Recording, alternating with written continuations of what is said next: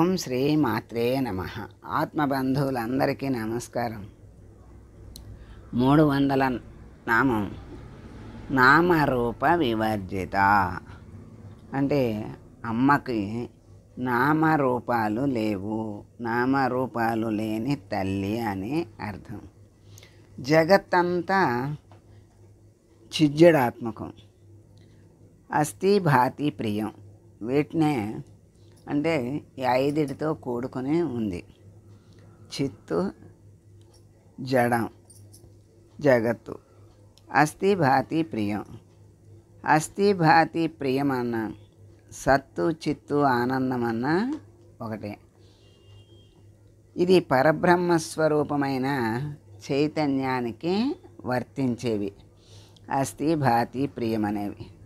నామరూపాలేమో జగత్తుకి సంబంధించినవి. ఈ జగత్ రూపాలైనటువంటి నామరూపాలు మిథ్యలు. అస్థిభాతి ప్రియమైన పరమాత్మ లక్షణాలు సత్యమైనవి. మరి అమ్మకు నామరూపములు లేవు, అందువల్ల అమ్మని నామరూప వివర్జిత అన్నారు. వ్యవహారం కోసం నామరూపాలు కావాలి. ప్రపంచ విషయం అంతా నామరూపాలతో కూడుకుని ఉంది. అమ్మకి ప్రపంచంతో సృష్టిస్తుంది కానీ దానితో సంబంధం లేదు. నామరూపాలుగా వచ్చిన తల్లికే నామరూపాలు లేవు. అంత నామరూపాలు వ్యవహారంగా దేన్ని గుర్తించాలన్నా నామరూపాలతో సంబంధం ఉంటుంది. ఆ నామరూపాలు లేకపోతే గుర్తించలేడు. ఒక వస్తువునైనా సరే దాన్ని ఆ నామరూపాలు గ్రహించలేకపోతే ఆ వస్తువుని గుర్తుపట్టడం కష్టం. వ్యవహారానికి గుర్తించటానికి ముఖ్యంగా కావాల్సినవి ఏంటంటే నామరూపాలు. జీవైనా వస్తువైనా దేన్నైనా నామరూపాలతోనే గుర్తిస్తాం. నామరూపాలు లేకపోతే మనం గుర్తించే సామర్థ్యం మనకు లేదు. పరమాత్మకి నామరూపాలు లేవు గనక నామరూప వివర్జిత అయిన అమ్మని మనం పట్టుకోలేకపోతున్నాం. అమ్మని పట్టుకోలేము, కానీ ఈ నామరూపాలని పట్టుకుని దానిలోనే ఉండిపోయి అవి ఆ రూపాల నామరూపాల మోహంలో పడి మరి బయటికి రాలేక అవి ఏ వస్తువును చూసినా అది నాకు కావాలి, అది నాకు ఎలా ఉపయోగపడుతుంది, ఏం చెయ్యాలి అనే ఆలోచనలు తప్ప వేరే ఆలోచనలు లేక అలా మరి ఆ నామరూపాల్లోనే పడి కొట్టుకుంటూ అనేక జన్మలు కూడా వెళ్ళిపోతూ ఉంటాయి. ఎప్పటికైనా నామరూపరహిత స్థితికి వెళ్ళాలి. అది వెళ్ళాలి అంటే ఏది తీసుకెళ్తుంది అటువంటి స్థితికి? దేన్ని ధ్యానించాలి అంటే ఏ రూపం లేని స్థితికి తీసుకెళ్తుందో ఆ రూపాన్ని ఆరాధించాలి. ఏ నామం నామరహిత స్థితికి తీసుకెళ్తుందో ఆ నామాన్ని ఆరాధించాలి, ధ్యానించాలి. అట్లా మనం నామరూపాల రహిత స్థితికి వెళ్ళాలి అంటే నామరూపాలు లేని తల్లిని ఆరాధించాలి. మరి మనం అందరం కూడా నామరూపాలని ఆశ్రయించే వాళ్ళం కనుక ప్రతిదానికి నామరూపాలు ఉంటేనే మనం గుర్తించగలం కనుక అమ్మ నామరూపాలను ధరించి మనకు దగ్గరకు మనల్ని అనుగ్రహించటానికి గాను అమ్మ దిగి వచ్చింది. అటువంటి అమ్మ నామరూపాలను ఆశ్రయించి నామరూప వివర్జిత అయినటువంటి తల్లిని ఆశ్రయించి నామరూపాలు లేని స్థితికి వెళ్ళవచ్చు. ఎలా సాధన చెయ్యాలి, ధ్యానం చెయ్యాలి. మరి అమ్మనే ఆ రూపాన్ని మనసులో ముద్రించుకోవాలి. అదే ధ్యాసలో ఉండాలి. అదే మరి మనం ప్రపంచంలో ఉన్నాం, దీనివల్ల ఎలా సాధ్యమవుతుంది? ఇక్కడ ఈ ప్రపంచంలో రాగం, ద్వేషం, కామం, క్రోధం ఇలా ఇవన్నీ కూడా మన జీవుణ్ణి పట్టి పీడిస్తున్నాయి. అవన్నీ పట్టుకుంటున్నాయా, మనం పట్టుకుంటున్నామా అనేది ఆలోచించాలి. అవి పట్టుకోవు, మనమే వాటిని పట్టుకుని అధోగతికి వెళ్తున్నాము. వాటిని మనము వదిలేస్తే ఉచ్చస్థితికి అమ్మ దగ్గరకు వెళ్ళగలుగుతాము అని మనకి తెలియజేస్తున్నారు. మరి మనకు ఈ బంధాలన్నీ ఎందుకు ఉంటున్నాయి అంటే ఈ నామరూపాల విషయ వ్యవహారంలో పడిపోయి కొట్టుకుంటూ ఉండటం వల్ల వీటిలోనే ఉండి వాటి మోహంలోనే ఉండి వాటిని కోరుకునేటువంటి వాటి కోరికల్ని తీర్చుకునేటువంటి ఛాసలోనే ఉండిపోయి మనం అమ్మని దగ్గరికి వెళ్ళటలా, అమ్మని గుర్తుపెట్టుకోవటలా, అమ్మని ఆరాధించట్లా. మరి ఇవన్నీ పట్టుకున్ననాళ్ళు బంధం తప్పదు, జన్మలు తప్పవు. మరి ఎలా ఇవి తప్పించుకోవాలి అంటే గొప్ప మాట చెప్పింది శాస్త్రం. శాస్త్రాల్ని ఆరాధించాలి, శాస్త్రాల్ని అధ్యయనం చేయాలి, ఆ శాస్త్రాల్లో ఏం చెప్పిందో తెలుసుకోవాలి. అమ్మని గురించే ఆ వేదాలు, శాస్త్రాలు అన్నీ కూడా పరబ్రహ్మ గురించే చెప్తాయి. వాటిని మనం గ్రహించగలిగి మరి విచారణ చేసుకుంటూ ఆ మార్గంలో సాధన చేస్తే తప్పకుండా మనం అమ్మ అనుగ్రహాన్ని పొందగలుగుతాం. శాస్త్రాల్లో అన్నీ ఉంటాయి, శాస్త్రాల్లో లేనివేమీ లేవు. ఆ శాస్త్ర జ్ఞానంతో మరి ఎవరైనా పెద్దలు చెప్పినటువంటి మాటలతో చదువుకున్న జ్ఞానముతో ఆచరణ, సాధన, సంస్కారం బట్టి అన్ని వాటి వల్ల సాధన, విచారణ వల్ల తప్పకుండా భగవంతుణ్ణి తెలుసుకోగలుగుతాం. మరి నామరూప వివర్జిత అన్నారు అమ్మని. అటువంటి స్థితికి వెళితేనే ఈ బంధాల నుండి విముక్తి కలుగుతుంది.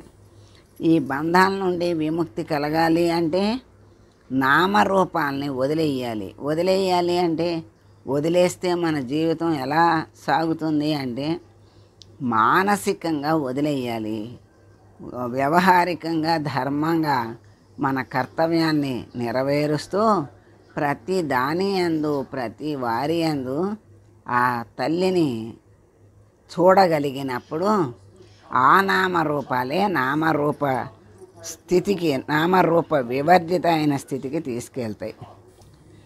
నామరూపాలు ఎంతసేపు వ్యవహారాలని చెప్తాయి.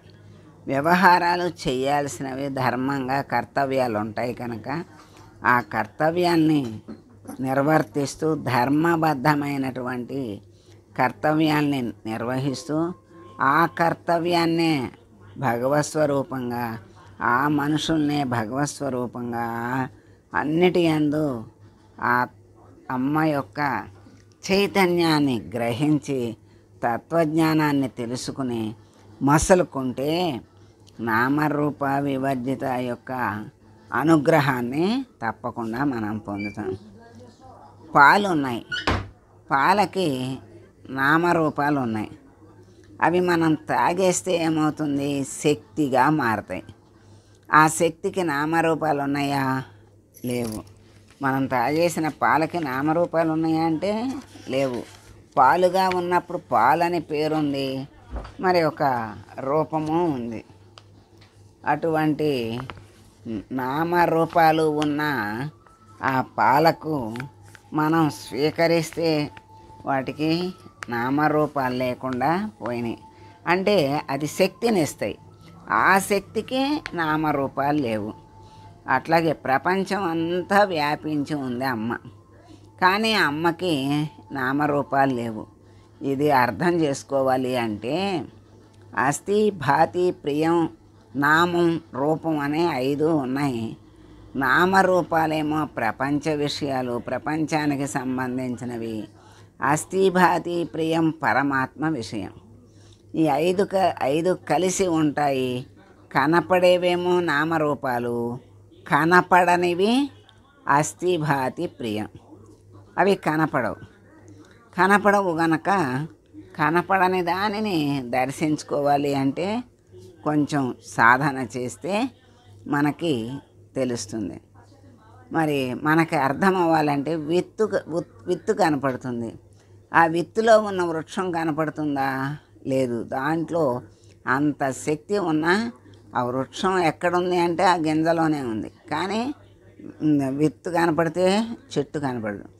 పోనీ చెట్టుగా పైకి వచ్చి వృక్షం అయిందనుకోండి, ఆ వృక్షం కనపడినప్పుడు దాని విత్తు కనపడుతుందా అంటే కనపడదు. అంటే చెట్టు కనపడితే విత్తు కనపడదు, విత్తు కనపడితే చెట్టు కనపడదు. అస్థి అంటే ఏంటి అంటే సత్తు అంటే ఉన్నది అని అర్థం. భాతి అంటే ప్రకాశం, దాన్నే చిత్తు అన్నారు. చిత్తు అన్న భాతి అన్న ఒకటే, అస్థి అన్న సత్ అన్న ఒకటే. మరి అస్థి భాతి ప్రియం అన్నారు. ప్రియమన్న సచ్చిదానందాల్లో ఆనందం, ప్రియమన్నా ఆనందమన్నా ఒకటే. అంటే సచ్చిదానంద స్వరూపుడు పరమాత్మ అన్నారు. అలాగే ఇక్కడ అస్థి భాతి ప్రియం అనేవి పరమాత్మ స్వరూపం లక్షణాలు అని చెప్పారు. అందుకని ఈ నామరూపాలతో నామరూపాలు లేని నామరూప వివర్జితాన్ని పట్టుకోవాలి. ఈ శరీరం కావాలి సాధనకి. కనుక నిచ్చెన వేసుకుని పైకి వెళ్ళాక మనకి నిత్యంతో పని లేదు, పైనే ఉంటాం. అలాగే నామరూపాలతో నామరూప వివర్జితను పట్టుకుంటే నామరూపాలతో పని లేదు. అస్థిభాతి ప్రియమే పరమాత్మ స్వరూపం. ఇలా చిన్ముద్రని చూపించారు అంటే ఈ బొటన వేలు చూపుడు వేలు కలిపి కిందకి పెడితే పైకి 3 ఉంటాయి. వీటిని నామరూపాలని పట్టుకుని చేస్తే కిందకి పెడితే ఊర్ధ్వముఖంగా ఉన్నవి అస్థి భాతి ప్రియం అనే 3. ఇవి సచ్చిదానంద స్వరూపాన్ని గుర్తు చేస్తాయి. అందుకనే చిన్ముద్రతో ధ్యానం చేస్తారు. అలా చేస్తూ ఉన్నటువంటి సాధనలో పరమాత్మ అమ్మ జ్ఞానాన్ని సంపూర్ణంగా పొందగలుగుతారు. అమ్మ సచ్చిదానంద స్వరూపిణి, పరమాత్మ స్వరూపము కనుక అటువంటి నామరూప వివర్జిత తల్లికి నమస్కారం చేసుకుంటూ, అమ్మా ఈ నామరూపాలతో ఉన్న మాకు నామరూపములు లేని స్థితికి మమ్మల్ని తీసుకెళ్ళు తల్లి.